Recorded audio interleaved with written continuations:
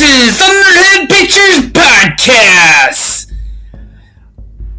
on Spotify, iTunes, Google Podcasts, and everywhere else that you get your podcasts at.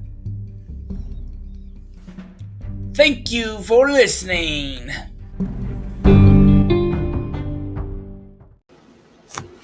Let me take you to a place where sound and sight is not required. This is all in your head. Next stop, the land of Oz.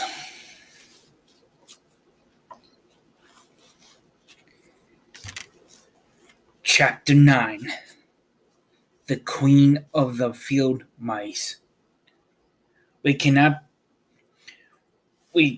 be far from the road of Yellow Brook now, remarked the Scarecrow as he stood beside the girl. For we have come nearly as far as the river carried us away. The Tin Woodman was about to reply when he heard a low growl, and turning his head, which worked beautiful on hinges, he saw a strange beast come bounding over the grass toward them. It was indeed a great yellow wildcat, and the woodman thought it must be chasing something, for its ears were lying close to its head, and its mouth was wide open, showing 2 rows of ugly teeth, while its red eyes glowed like balls of fire. As it came near, the Tin Woodman saw that running before the beast was a little gray field mouse, and although he had no heart, he knew it was wrong for the wildcat to try to kill such a pretty, harmless creature. So the woodman raised his axe, and as the wildcat ran by, he gave it a quick blow that cut the beast's head clean off its body, and it rolled over at his feet in 2 pieces. The field mouse, now that it was freed from its enemy, stopped short, and coming slowly up to the woodman, it said in a squeaky little voice, "Oh, thank you, squeak! Thank you ever so much for saving my life." "Don't speak of it, I beg of you," replied the woodman. "I have no heart, you know, so I am careful to help all those who may need a friend, even if it happened to be only a mouse." "Only a mouse?" cried the little animal indulgently. "Why, I am a queen, the queen of all the field mice."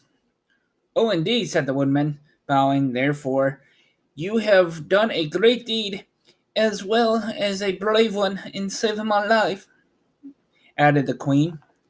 At that moment, several mice were seen running up as fast as their little legs could carry them. When they saw their queen, they exclaimed, "Oh, your majesty, we thought you would be killed. How did you manage to escape the great wildcat?" And they all bowed so low to the little queen that they almost stood upon their heads. "This funny tin man," she answered, "killed the wildcat and saved my life. So hereafter you must all serve him and obey his slightest wish." "We will," cried all the mice in a shrill chorus. And then they scampered in all directions, for Toto had awakened from his sleep, and seeing all these mice around him, he gave one bark of delight and jumped right into the middle of the group. Toto had always loved to chase mice when he lived in Kansas, and he saw no harm in it. But the Tin Woodman caught the dog in his arms and held him tight, while he called to the mice, come back! Toto should not hurt you." At this, the queen of the mice stuck her head out from underneath a clump of grass and asked in a timid voice, "Are you sure he will not bite us?" "I will not let him," said the woodman, "so do not be afraid." One by one the mice came creeping back, and Toto did not bark again, although he tried to get out of the woodman's arms and would have bitten him had he not known very well he was made of tin. Finally, one of the biggest mice spoke. "Is there anything we can do," he asked, "to repay you for saving the life of our queen?" Nothing that I know of," answered the woodman. But the scarecrow, who had been trying to think but could not because his head was stuffed with straw, said quickly, "Oh yes, you can save our friend, the cowardly lion who is asleep in the poppy bed." "A lion?" cried the little queen. "What? Why, he would eat us all up." "Oh no," declared the scarecrow. "This lion is a coward."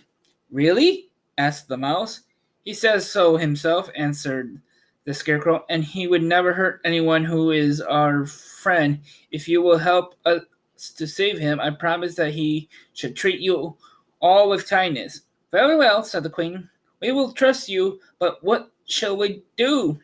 Are there many of these mice which call you queen and are willing to obey you?" "Oh yes, there are thousands," she replied. "Then send them for them all to come here as soon as possible, and let each one bring a long piece of string." The queen turned to the mice that attended her and told them to go at once and get all her people. As soon as they heard her orders, they ran away in every direction as fast as possible. "Now," said the scarecrow to the Tin Woodman, "you must go to those trees by the riverside and make a trunk that will carry the lion." So the woodman went at once to the trees and began to work. He soon made a trunk out of the limbs of trees, from which he chopped away all the leaves and branches. He fastened it together with wooden pegs and made the four wheels out of short pieces of a big tree trunk.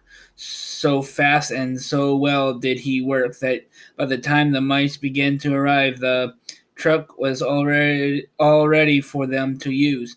They came from all directions, and there were thousands of them, big mice and little mice and middle-sized mice, and each one brought a piece of string in his mouth.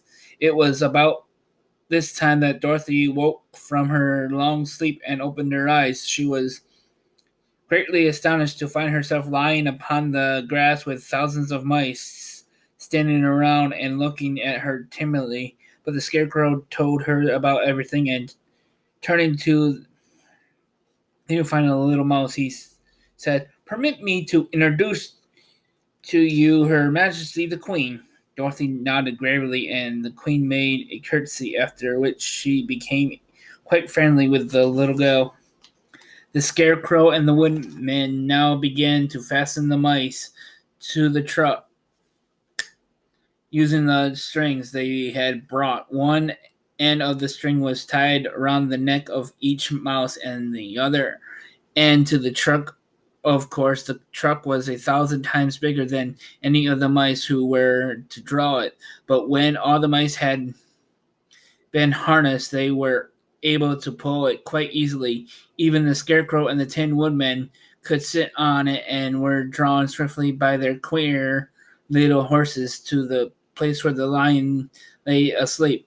After a great deal of hard work, for the lion was heavy, they managed to get him up on the truck. Then the queen hurriedly gave her people the order to start, for she feared if the mice stayed among the poppies too long, they also would fall asleep. At first, the little creatures, many though they were, could hardly stir the heavily loaded truck, but the woodman and the scarecrow both pushed from behind, and they got along better. Soon they rode the lion out of the poppy bed to the green fields, where he could breathe the sweet fresh air again instead of the poisonous scent of the flowers. Dorothy came to meet them and thanked the little mice warmly for saving her companion from death.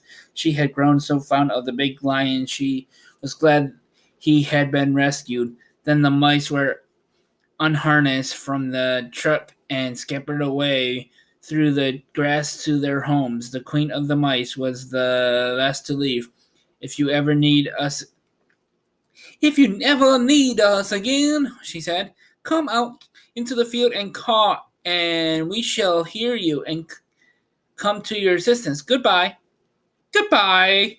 They all answered, and away the queen ran, while Dorothy held Toto tightly lest he should run after her and frighten her.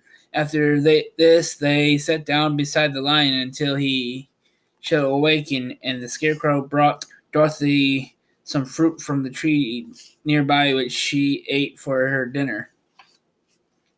The end of chapter 9. Okay, have a nice day. Sorry about going, but this is the end of Thunderhead Pictures Podcast. You've been caught in the storm. Come back next week to enjoy the next episode. You can support this episode right in the support link in the description of this episode or the description of the show itself. Support might end if we want to play music. So stay tuned to the episodes to know when that is. Okay, we are going off the air. You've been caught in the storm again. Ha ha!